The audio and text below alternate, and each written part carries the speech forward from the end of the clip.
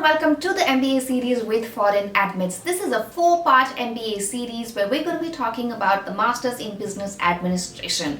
In video number 1, which is linked right here, we talked about how you can build your profile for an MBA abroad.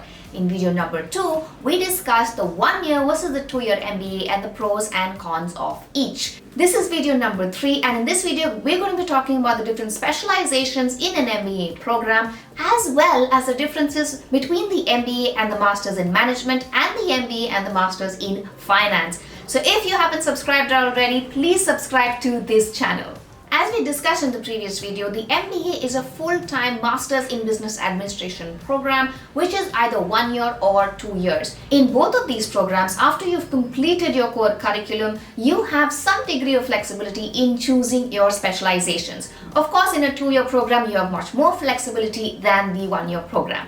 So let's get started with the number 1 MBA specialization, which is the MBA in Entrepreneurship.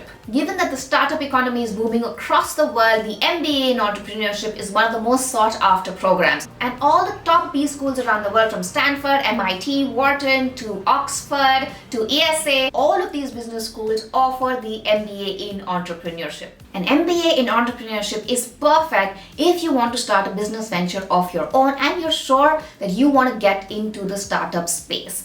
Now, most of the classes are offered alongside the core MBA curriculum. It is not necessary for you to have a business idea already before applying to the program, but it would definitely give you an edge above everyone else. So once you've completed your core MBA subjects, that's when you venture into the specific areas of entrepreneurship, like asset management, the legal side of startups, how to create an MVP, the marketing and financing of startups, asking for finances, product design, social entrepreneurship, and everything else that comes with owning a new business. The best part about an MBA in entrepreneurship is that most of these top colleges have venture labs, have startup labs, where you get to collaborate with different colleagues. You can get people who already own startups in those areas to come and give you advice. They have a whole mentorship program. They have many different competitions where you can get funding for your ideas, and it's a very good collaborative space for you to experiment, try out different ideas, and actually work with different team members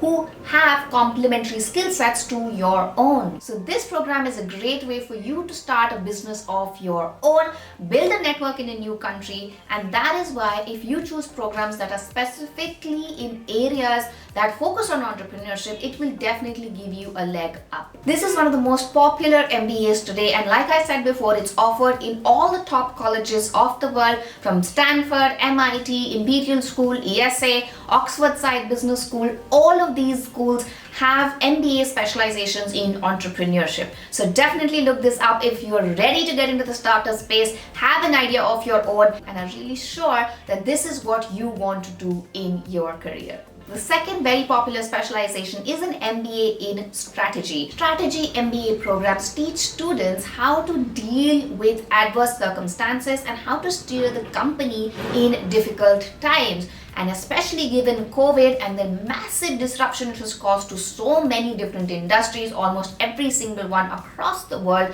an MBA in strategy will definitely set you up for a very good career ahead. The main issues for a lot of different companies today, whether they are large companies, mid-size, or even startups, is actually figuring out different unique opportunities, assessing the risks, figuring out the competition and staying ahead of it, and of course creating a strong reputation for themselves. All of this comes under strategy, which is analyzing and making strategic business decisions. That's why a lot of companies are hiring MBAs who have strategic management skills. So what does an MBA strategy specialization include? Strategy teaches students to take big picture decisions that improve the company's performance. Unlike a technical MBA specialization that requires expertise in a particular aspect of business, the strategic MBA is much more broad-based. as well as theoretical. All the top schools around the world, from Stanford to MIT, Harvard, all of them offer a specialization in strategy. So this could be one that could be really beneficial for you if you're looking to broad base your knowledge and get into strategic roles, from consulting to strategy specific jobs in a startup as well as in large companies. Third most popular specialization in MBA these days is an MBA with a specialization in technology.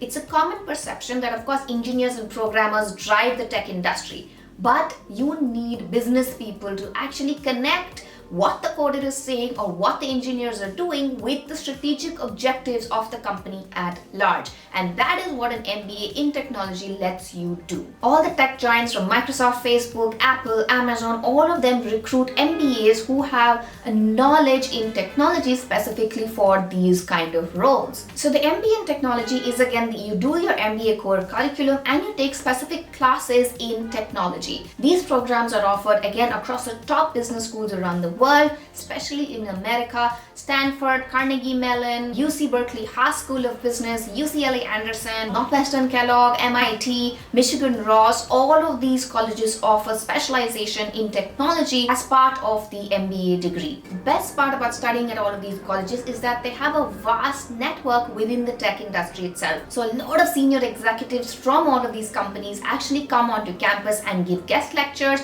You have the opportunity to network with all of these people and get senior positions within these companies, even as an international student. So what all courses are included in the MBA in tech?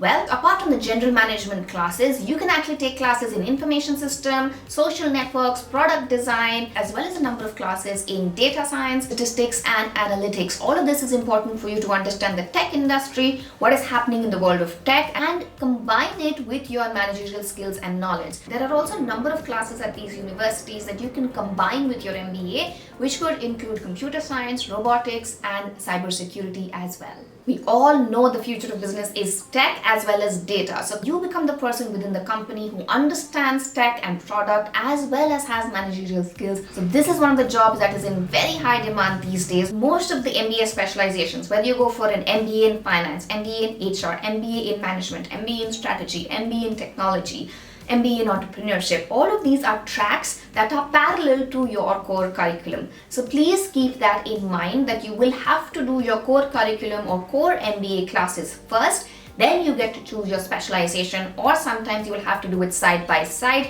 given which program you have applied to. The thing that you need to keep in mind while choosing a specialization is of course your career plans as well as what the school is actually known for. Some schools are known for entrepreneurship and innovation. Some schools are really good in their tech department. Some schools are very good in their strategy department. Some schools are very good in their finance department. So it's up to you and your career goals for you to understand which specialization you should apply to and what subjects you want to concentrate in given your particular background and profile. So the most important thing for you to do before applying for an MBA program in any of these colleges is understand your career goals, do your research and figure out which MBA program will be suitable to you given your career goals and what you actually want to do post the MBA degree. If you have any doubts, of course, check the description box and let us know any questions that you have. Now let's move on to the difference between the MBA and the MIM, or Masters in Management degree. The Masters in Management is basically a one-year degree that is offered to students who do not have work experience or any business knowledge. Much less demanding, much less intensive than the regular MBA. Most of the universities and colleges that are offering an MIM or Masters in Management do not require you to have a degree in business as your undergraduate degree, which is the best part. So if you have a degree in any other subject in undergrad and want to get into the business world, that is when you apply for an MIM program. So this is reserved for students who have 0 to about 2 years of work experience, which means most students in this program are much younger as compared to the students going for an MBA. As we discussed in both our previous videos, if you're applying for a full-time MBA program, it is definitely recommended that you have at least 3 to 5 years of work experience, because the students who are going or usually applying for an MBA abroad do have that many years of work experience. So therefore their age group is between 26 to 32. The MIM is basically reserved for students who are recent graduates, who are just trying to get into the workforce and want some knowledge about business before actually applying for their first job. So what does this mean in terms of the curriculum? The MIM is officially a Master's in Science degree, so therefore it focuses a lot more on theoretical knowledge of business. It gives you a broad understanding of what businesses are. Therefore, most of the courses are introductory courses which are heavily focused on theory and statistics, as compared to the MBA, which is much more research-based, case study-based and practical in application. It requires you to have some sort of work experience, which means you've already worked in companies. So it's not going to cover the basics, whereas the MIM will cover the basics for you. Some students actually do the MIM right out of university, work for a couple of years, and then apply for an MBA once they're 27 or 28 years old. Most countries across Europe offer the MIM, especially UK. So you can apply to Warwick, Imperial Business School, Oxford Business School. All of the universities across Germany, France, Finland, Spain offer the 1-year MIM. And there are top colleges like INSEAD even that are offering a 1-year MIM degree. Definitely do your research again and figure out which program you might be more suited towards. Lastly, let's take a look at the difference between the MBA and the Masters in Finance. A lot of students these days want to focus on finance, especially if you are a CA or a CFA. The Masters in Finance is gaining a lot of popularity these days, especially given the focus on investing, data and data analytics, which requires mathematics. The MBA, like we've discussed, offers a lot of general knowledge on many different topics related to a company's performance, whereas the Masters in Finance has specific topics only related to finance. Given that the MBA is becoming much more overcrowded as a space as well as much more competitive, a lot of students these days are opting for a Masters in Finance program over an MBA degree. The MBA is much more flexible in terms of the classes that you can take, in terms of the curriculum, in terms of the specializations like we've discussed earlier in this video, whereas the Masters in Finance is going to be specific to financial knowledge and financial topics. The Masters in Finance focuses on financial theory, quantitative analytics, statistics, mathematics, financial reporting, financial analysis, valuations, etc. Most of the Masters in Finance programs do not require you to have extensive work experience or even a degree in finance earlier. So that's another pro point towards the Masters in Finance. But the downside is that both in the Masters in Management and the Masters in Finance, you will of course earn a much lesser salary than an MBA degree, because you'll be at starting positions, whereas the MBA offers you managerial positions and you will be mid-level or senior positions in companies. So do keep this in mind while deciding which program to go for. So all the top programs across Europe, HEC, Cambridge, ESA, London Business School, all of them offer a Masters in Finance program. And again, like the MIM, it's a much more predominant phenomena across Europe than in the US. So in this video, we've discussed the top 3 specializations, which is the MBA in Entrepreneurship, the MBA in Strategy, the MBA in Technology, the difference between the MBA and the Masters in Management, the difference between the MBA and Masters in Finance. So now, given all of this information, how do you decide which program to go for?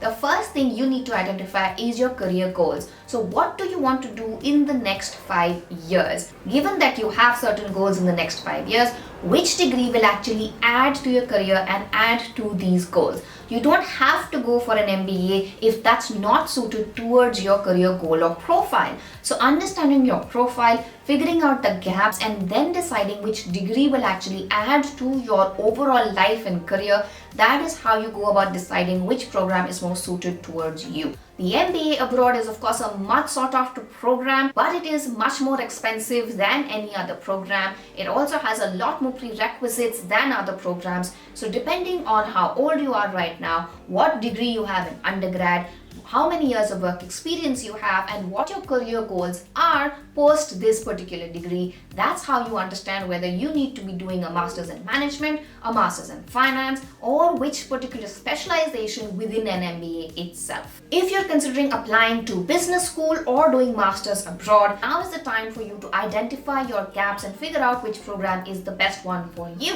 ForeignAdmits works with you to help identify your gaps, work on your profile, and help you apply to these colleges. So if you want to know more, just click the link in the description box below or head to www.foreignadmits.com. Or if you want to work with me, Ananya Madhavan, and ask me any questions you want about the MBA or your study abroad journey, just click the link in the description box below and book your one-on-one consultation with me today. If you have any questions for us, please drop them in the comment section below and feel free to reach out to us. If you like this video, please give it a thumbs up and subscribe to this channel. Stay tuned for our 4th MBA video, which will be on the MBA application and timeline process, which is coming up next week.